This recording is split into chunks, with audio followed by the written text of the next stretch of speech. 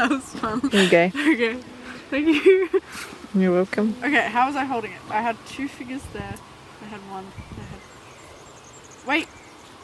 Now it's on the wrong side. What? The bracelet.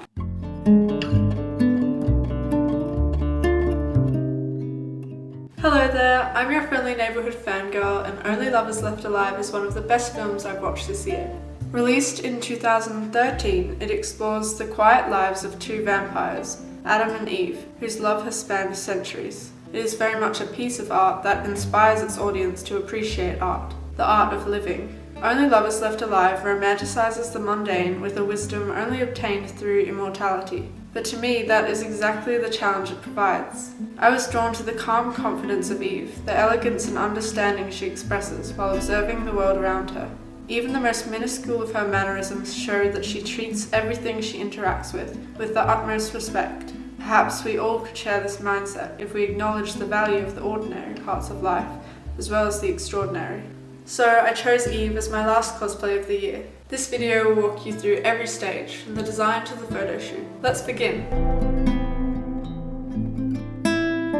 The first step in creating this cosplay was obviously to rewatch the film. I took notes on what visuals stood out to me and then took to the internet for some research. Discovering little connections in life is something that I've always appreciated, so it was exciting to learn that Bina, the costume designer, comes from Germany. This connects to a travel vlog that I'm hoping to create next year. Daigeler dressed Adam and Eve in clothes that do very little to hide the fact that they are vampires. In the world of the film, you can tell that they buy with purpose. Their clothes are those that they trust to last forever. Luxurious items of the highest quality that carry mysterious stories of origin, quickly creating character depth. Quoting Gabriella Lacombe, who wrote an essay on the film, "These garments, either because of their brilliance or in spite of it, seem like the last of their kind, and in this way there's a gentle sadness to Adam and Eve. Despite being immortal, they seem at risk of running out of whatever makes life worth living. Indeed, the colour choices reveal their perspectives. Eve almost always wears light clothing, that which speaks in a way that suggests that of all the lives and all the tales, these were the ones that stayed and became a part of her soul," to quote Bianca of Costume Rhapsody. Adam, on the other hand, wears exclusively dark clothing. The couple balances light and dark, optimism and pessimism.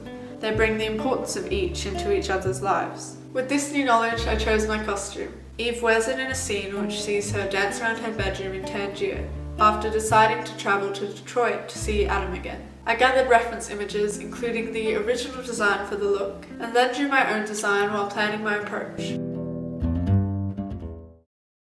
Documenting the creation of the robe would have doubled the amount of work, so here's some footage I filmed upon completing it instead. I'm so proud of all the time and effort that my mother and I have put into this. She measured, cut and sewed the yellow cotton fabric, basing the design on instructions that I've linked in the description below. And I sat at the dining table embroidering from morning until night for a week straight. The front of the robe is covered with 58 large multicoloured petals, 44 pink hearts, 42 white and blue flowers, 32 green leaves, and many green stitches that form the stems that connect it all. The edges sparkle with 650 sequins. While working, I probably listened to just as many songs, which only connects me even more to this cosplay, the character of Eve, and the constant presence of music in both of our lives.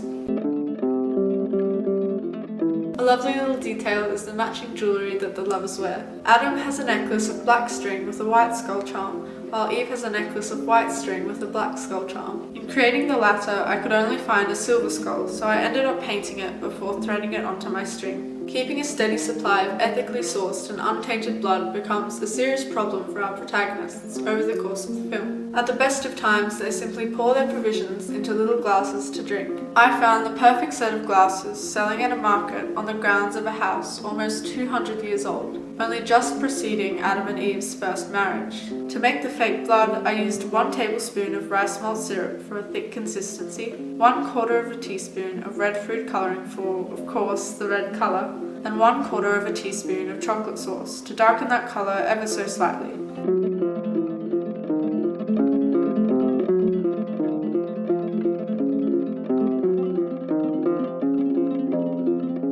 I've worn 3 wigs since making cosplay a hobby of mine, and although they do create a more accurate final look, I've decided to avoid them from now on. because I'm not a fan of the feeling or the cost. For this cosplay, I just wore my hair in 6 plaits for 3 nights, to achieve a texture somewhat similar to that of Eve's, ironically that which is not quite human. Through my research, I discovered that the wigs for the vampires in the film were made of human hair mixed with that of goats and yaks, because the director, Jim Jarmusch, wanted that aspect of their appearance to seem overtly wild. My makeup was very minimal. The look consisted of primer, concealer, silver and white eyeshadow, mascara and lip balm. And we're done. Even though much of Only Lovers Left Alive is set in interior locations, I wanted to find a place for my photo shoot outside, a place that Adam and Eve could have gone past during their late night drives in Detroit. And so my location ended up being the wetlands I had spent time learning about in geography class this year. Now I know what you're thinking. Vampires shouldn't be outside while the sun is shining. But considering the other faults in this photo shoot, I just decided to ignore that as well. For example, another detail of Eve's costume design is that she wears gloves and sunglasses as a barrier between herself and the polluted world of humans. I was very happy to see that there was no rubbish in the wetlands, but despite that, I had decided those accessories wouldn't have matched the rest of the look. Even the robe being worn outside in the first place doesn't mirror any scene from the film. But still, I felt very victorious in my cosplay, and I love the photos. Thank you so much for watching this video. I'm extremely excited to keep creating and sharing it all with you next year. The things we do to get the photos. And she got sidetracked. Yep, very good. By a tree. Okay, let's get the photos.